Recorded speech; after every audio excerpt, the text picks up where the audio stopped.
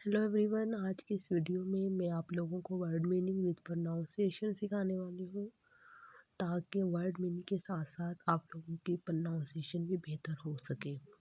तो आइए अपनी वीडियो को हम स्टार्ट करते हैं। पहला वर्ड है चिट चैट। चिट चैट का मतलब होगा गपशप। नेक्स्ट है पेल मेल। इसका मतलब होगा बेतरतीब, उल्टे सीधे। Tip top. इसका मतलब होगा बिल्कुल ठीक, बिल्कुल दुरुस्त।